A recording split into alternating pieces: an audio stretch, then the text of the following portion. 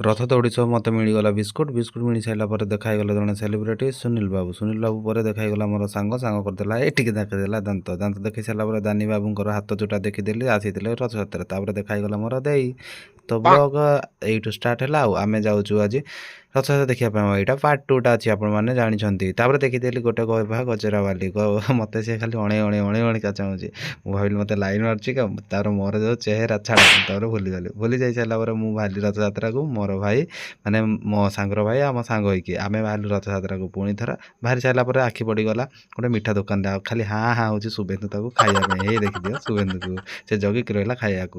ବି କହୁଛି ନ ଖାଇଲେ ମୁଁ ଟୋଟାଲି ଯିବି ନାହିଁ। ତ ତାପରେ ଆମେ ସେଇଠି କିଛି ସମୟ ରହିଗଲୁ। ରହିସାରିଲା ପରେ ମିଠା ଖାଇସାରିଲା ପରେ ଆମେ ପଳେଇଲୁ ରଥଯାତ୍ରା ଦେଖିବା ପାଇଁ। ଆମେ ବହୁତ ଦୂରରେ ଥିଲି, ବହୁତ ଭିଡ଼ ଥିଲା ନା ରଥ ପାଖକୁ ମୁଁ ଯାଇପାରୁନଥିଲି। ଦେଖିଲି ଏତେ ଲୋକ ଫଟୋ ନେଉଛନ୍ତି ମୁଁ ଟିକେ ଜୁମ୍ କରିଦେଲି ଭଗବାନଙ୍କର ରଥକୁ ଜୁମ୍ କରିଦେଇ ସାରିଲା। ମୁଁ ଭାବିଲି ତମେ ବି ଟିକେ ଦେଖିଦିଅ ଦର୍ଶନ କରିଦିଅ ଆଉ କହିଦିଅ ଜୟ ଜଗନ୍ନାଥ।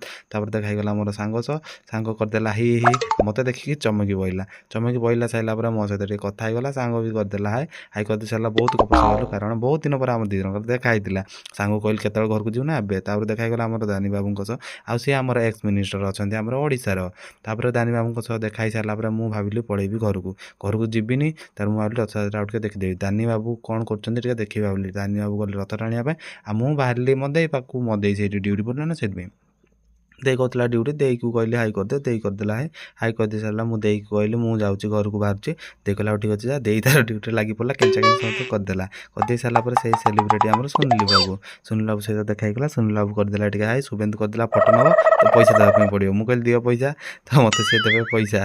ହସିକା ପଳେଇ ଆଇଲି। ଟିକେ ମୁଁ ନାଚିଦେଲି ଥେଇକି ଜୟ ଜଗନ୍ନାଥ କହିକା କାରଣ ବହୁତ ସେ ଏନ୍ଜୟ କରିଥିଲି। ତାପରେ ମୋତେ ମିଳିଗଲା ରଥ ଦୌଡ଼ି ମିଳି ସାରିଲା ପରେ ମୁଁ ବହୁତ ଖୁସି ହେଇଗଲି କାରଣ ଘରକୁ ନେଇକି ତାକୁ ପୂଜା କରିବାର ଥିଲା ଆଉ ଗଛରେ ଭିଡ଼ିବାର ଥିଲା ମୋର। ତାପରେ ମୋତେ ମିଳିଗଲା ବିସ୍କିଟ୍ ଆଉ ବିସ୍କିଟ୍ ଫ୍ରିରେ ଦିଆଯାଉଥିଲା। ଏଇଟା ଗୋଟେ ଏଜେନ୍ସି ଟାଇପ୍ର ଥିଲା। ମାଉସୀ କରିଦେଲେ ଥ୍ୟାଙ୍କ ୟୁ ମୋର ୱେଲକମ୍ ଆନ୍ସର୍ ଦେଇଦେଲେ। ତାପରେ ମୁଁ ପଳାଇଲି ବିସ୍କିଟ୍ ଧରିକି ଭାବିଲି ଖାଇଦେବି ଆପଣମାନେ ଦେଖିକି ନାଳ ଗଡ଼େଇ ସାରିଲା ପରେ ମୁଁ ବି ଟିକେ ଜୋସ୍ ରହିବି ନା। ତ ବାବା ଟାଟା ଟେକ୍ କେୟାର।